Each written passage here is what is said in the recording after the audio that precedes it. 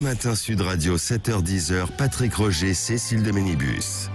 Il est 7h45, le petit déjeuner politique. Ce matin, c'est Frédéric Pechnard, vice-président LR du Conseil régional d'Île-de-France et tête de liste à Paris pour les régionales. Bonjour Frédéric Pechnard. Bonjour. Engagé en politique, mais aussi ancien directeur de la police nationale. Qu'est-ce que vous pensez de la censure du Conseil constitutionnel de l'ex-article 24, là, qui devait encadrer la diffusion d'images des forces de l'ordre et conduire parfois à la punition pour diffusion d'images? Ce que j'en pense, c'est que quand une réforme, une loi est mal engagée, il faut pas s'apesantir dessus, il faut essayer de passer à autre chose. Le Conseil constitutionnel a censuré une disposition, ça signifie que le législateur devra refaire sa copie. Oui, voilà, ça avait été bâclé, mal rédigé, c'est ça ?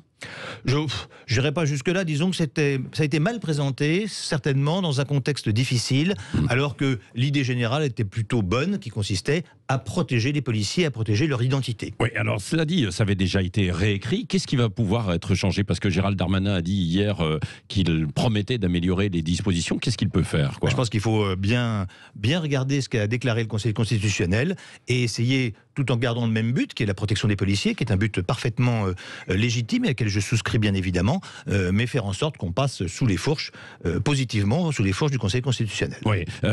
Vous dites qu'il faut quand même protéger les policiers, quoi qu'il en soit, et réglementer ces images, la diffusion des images et puis la manière dont de travailler. On ne peut pas faire autrement que de protéger les gens qui nous protègent. C'est-à-dire que, ne mettons pas les choses à l'envers, on a un État.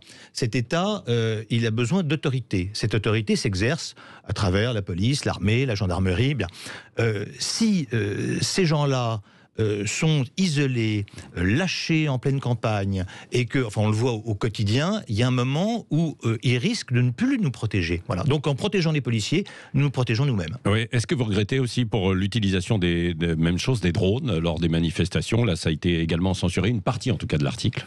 Oui, ça c'est plus anecdotique. Moi, ce que je trouve qui est important, ce qui n'existe plus, et ce qui était important dans la loi, c'était l'utilisation des images faites par la police. Vous savez, il y a la guerre de l'image qui a toujours existé, mais évidemment, depuis que chacun a son téléphone portable, depuis les réseaux sociaux, on a autant de micro-journalistes, si j'ose dire, que de manifestants ou même que de policiers.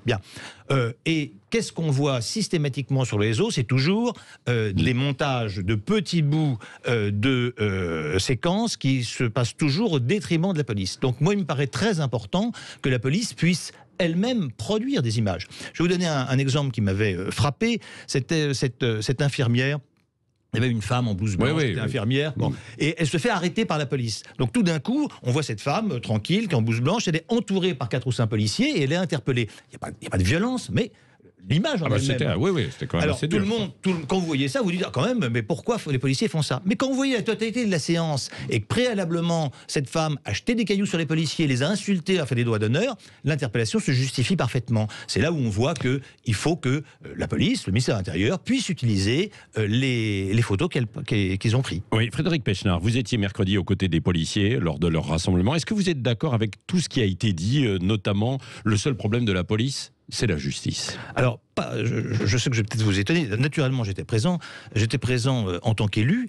Je suis vice-président de la région dirigée par Valérie Pécresse et je suis en charge des problèmes de sécurité des 2 victimes. Mais j'ai été surtout en tant qu'ancien policier. J'ai été 30 ans policier et évidemment, je partage encore les préoccupations et les intérêts de ces gens-là. Mon expérience, c'est pas tout à fait la même chose. J'ai entendu toute ma vie policière dire les policiers arrêtent, les magistrats relâchent. Ce n'est pas vrai. Pour moi, les policiers arrêtent, les magistrats condamnent. C'est l'exécution de la peine qui ne fonctionne pas, qui ne va pas. Ce qui est important, disait Beccaria, le philosophe italien, dans la peine, ce n'est pas sa sévérité, c'est sa certitude. Voilà. Donc il faut qu'à chaque fois qu'il y a une infraction qui est commise, qu'il y ait une sanction. Et c'est ça qui est important. Le débat, il n'est pas police-justice, comme on veut nous le faire croire, il est gauche-droite. Il est une vision de la gauche judiciaire contre une vision de la droite judiciaire. À partir du moment où vous avez des gardes des Sceaux ou un certain nombre de personnes dans l'entourage du garde des Sceaux qui estiment que, en fait, la sanction, c'est pas bien, la prison, c'est pas bien, vous ne pouvez pas vous étonner qu'il y ait ce type de manifestation. Donc n'opposons pas la justice et la police, qui est une erreur, mais c'est une vision politique de la justice et notamment qu'à la gauche judiciaire pour qui, en gros, la sanction c'est pas bien, il faut pas que les gens aillent en prison. Alors, est-ce que le garde des Sceaux, Éric Dupond-Moretti, peut correspondre à la situation en fait aujourd'hui? Alors, finalement, elle est là, l'opposition entre Éric Dupond-Moretti, plutôt gauche, et Gérald Darmanin, écoutez, qui est lui, ministre de l'Intérieur à droite. Je ne veux pas personnaliser les choses, mais oui, quand même. On peut considérer que depuis Mme Taubira, en passant par Mme Belloubet et jusqu'à Éric Dupond-Moretti, on a exactement la même politique au ministère de la Justice, et le en même temps, en termes de sécurité, cher à notre président, ne fonctionne pas. Quand vous avez deux personnes dans une voiture pour la faire avancer, et que vous avez un ministre de l'Intérieur qui appuie sur l'accélérateur, et un ministre de la Justice qui appuie sur le frein, eh bien là, la voiture, elle n'avance pas. Et on n'est pas sur une opposition policier-magistrat, qui travaillent au quotidien ensemble, on est sur une opposition politique. Moi, j'ai été, avant d'être directeur général de la police nationale, j'ai passé 25 ans à la police judiciaire, j'ai travaillé au quotidien avec les magistrats, ils sont comme tout le monde, il y en a des bons, il y en a des moins bons, enfin globalement, c'est pas des gens qui sont hostiles à la police. Alors, je comprends bien qu'il y ait quelques décisions qui puissent frapper les policiers, mais globalement, le sujet est un sujet politique. Oui, bon, politique. Bon, on l'a compris. Alors venons-en aussi à la sécurité au cœur des régionales. Ça, c'est de l'autre politique concernant cette campagne qui démarre. Valérie Pécresse, en tout cas, en fait son grand thème de campagne. Qu'est-ce que vous proposez, vous? Est-ce que vraiment, d'ailleurs aussi, une région peut faire quelque chose en termes de sécurité? Alors, c'est un sujet qui est extrêmement intéressant. Dès le départ, Valérie Pécresse a dit qu'il fallait qu'on s'occupe de sécurité. La sécurité n'est d'ailleurs pas une compétence première de la région. Elle ne l'est que parce que dans la loi NOTRe, il y a un article qui vous dit que vous pouvez faire des choses qui ont un intérêt régional direct. Comment voulez-vous vous occuper des lycées si vous ne vous occupez pas de la sécurité des lycées? Comment voulez-vous vous occuper des transports si vous ne vous occupez pas de la sécurité des transports? On voit bien que les gens dans les transports, ça pose un problème. Mais n'oublions pas que, bien sûr, la sécurité, c'est d'abord et avant tout un problème de l'État, un problème régalien. Bon. La région n'est là que pour aider. Concrètement, le budget sécurité, en 6 ans, il a été multiplié par 5, donc j'ai eu la possibilité de faire un certain nombre de choses. On a voté, par exemple, le bouclier de sécurité, qui nous a permis d'aider les maires. Le maire est officier de police judiciaire, les maires peuvent avoir de la vidéoprotection, peuvent avoir des polices municipales. Eh bien, par exemple, nous avons aidé 332 communes à s'équiper en vidéoprotection. C'est-à-dire à travers des subventions. Plus de 6 000 caméras. Oui. Des subventions, absolument. Ouais. De la même façon, on a aidé plus de 300 communes à équiper les polices municipales. Ouais. On aide même l'État à construire ou à rénover des oui, mais c'est ça, mais vous êtes dans l'aide. Alors c'est pour ça que Bardella, par exemple, dit du Rassemblement national que Valérie Pécresse a eu une politique molle sur le sujet. Alors, la palme du cynisme pourrait peut-être revenir au Rassemblement national, puisque M. Bardella et son groupe siègent au Conseil régional avec moi depuis maintenant 6 ans. Jamais ils n'ont voté favorablement à aucune des dispositions que j'ai proposées. Ils ont voté soit contre, soit ils se sont abstenus. Sur le thème suivant... Peut-être qu'ils considéraient que vous n'alliez pas trop loin. Sur le thème suivant, c'était pas ça. Sur le thème suivant, c'est... la sécurité est exclusivement un problème de l'État, la région n'a pas à s'en mêler.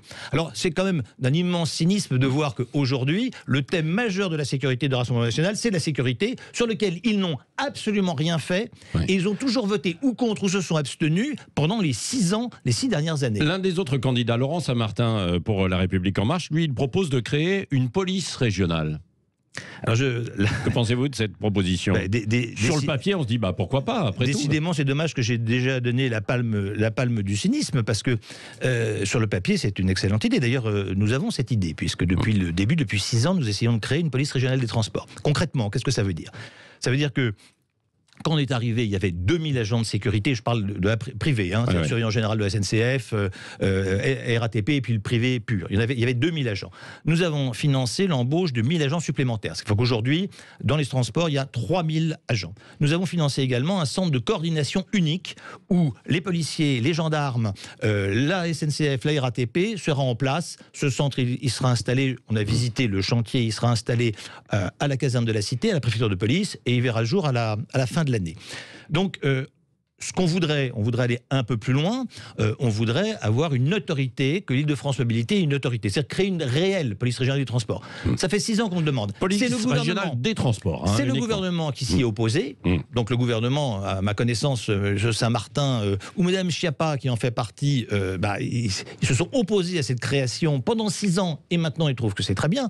Et puis par ailleurs, il y a 500 policiers et gendarmes qui ont été retirés de la sous-direction de la police régionale des transports. Donc quand on dit c'est une priorité la sécurité dans les transports, la région a montré qu'il était capable de le faire, plus 1000, l'État a retiré 500 policiers et gendarmes de la sous-direction de la police régionale des transports. Alors, on sait pourquoi, parce qu'il y avait des maintiens de l'ordre, etc. Il n'en demeure pas moins que ces policiers et ces gendarmes manquent aujourd'hui à la police régionale des transports. Oui. Dites-moi, Frédéric Pechnard, vous connaissez bien Valérie Pécresse, si elle remportait de nouveau la région... Là, je l'espère, parce que ça a été pendant les 6 ans, d'abord une excellente gestionnaire. C'est-à-dire que quand on est arrivé, le budget, c'est un peu technique, mais vous voyez, il y a de l'investissement et du fonctionnement. Oui. Le fonctionnement, c'est faire tourner la machine. L'investissement, c'est un intérêt pour les citoyens. Concrètement, qu'est-ce qu'on attend de la région? On attend de la région que rénove. Donc elle a bien géré, c'est ce que vous dites. Mais c'est très important. Oui. Quand on est arrivé, 60% du budget, c'était le fonctionnement, 40% c'était l'investissement. 6 ans après, c'est le contraire. Oui. Donc la gestion a été remarquable. Et elle a également... C'est pas ce que dit, ce que dit Bayou, hein, par exemple, chez Europe Écologie Les Verts. Hein. Oui, bien sûr. Mais M. Bayou est bien obligé de trouver quelques idées. Et puis, vous avez dit qu'il était Europe Écologie Les Verts. C'est un militant d'extrême gauche. Avant tout, il ne faut pas non plus se tromper. Hein. Je pense que M. Bayou était... Il est écolo. Dans la majorité précédente, il n'y a pas grand-chose qui a été fait sur l'écologie, en tout cas beaucoup moins que ce qu'a fait Valérie Pécresse en 6 ans. Est-ce qu'elle a la carrure pour être candidate à la présidence de la République? Alors je vais vous répondre en 2 temps. Premièrement, c'est pas du tout le sujet. Aujourd'hui, elle est engagée parfaitement et complètement tout le monde en parle. Pour être... Tout le monde n'en parle pas, elle, à ma connaissance. Et c'est quand même la principale intéressée. Elle est engagée à fond dans la région. Vous savez, elle s'est quand même battue pour la région. Elle a été battue, puis elle a gagné. Ça a été le combat de sa vie. Voilà, donc pour l'instant, la question ne se pose pas. Maintenant, si vous me posez à moi la question, est-ce qu'elle ferait une bonne candidate? La réponse est oui, bien sûr. Bon, voilà. Allez, dernière question avec Cécile de Ménibus, Frédéric Pechnard. Je vais vous parler football avec le nouvel hymne de l'équipe de France, vous l'avez entendu? Ah non. L'équipe, c'est du rap chanté par Youssoupha. Polémique qui fait bien sûr hurler le camp de Rassemblement National. Est-ce que ce genre de choses, il faut en faire un sujet politique? Moi, ce qui me gêne dans le rap, c'est pas le rap. Ce sont les paroles et les prises de position. Puisqu'on parlait tout à l'heure de manifestation des policiers, bien, je ne sais pas si vous avez suivi, il y a un rappeur qui est venu. Bon, moi, que les gens fassent du rap, si c'est pour véhiculer un message qui est positif et si ça peut toucher un certain nombre de nos compatriotes, ça me convient. Ce qui ne convient pas dans le rap, c'est à partir du moment où on entend, ce qui est malheureusement le plus souvent le cas, des paroles de haine, y compris des paroles de haine contre la police. Mais en soi, ça ne choque pas. C'est haine contre Marine Le Pen, Zemmour, mais surtout Marine Le Pen, quoi, dans des précédentes chansons, quoi, en fait. Je ne l'ai pas entendu, hein, donc je ne veux pas vous dire... Là, on parle de football, hein, mais vraiment, voilà. Je ne suis pas du tout... voilà, je suis désolé de vous le dire. Oui. Je ne voudrais pas que ça me porte préjudice. Non, mais c'est bien d'être transparent. Je n'aime pas le football. Je n'aime pas le football, je ne suis pas ça. J'aime de dire des choses, quoi. Voilà, absolument. Merci Frédéric Pechnard, vice-président LR du Conseil régional d'Île-de-France et donc candidat pour ces régionales tête de liste à Paris. Et dans un instant, le journal de 8h, à tout de suite.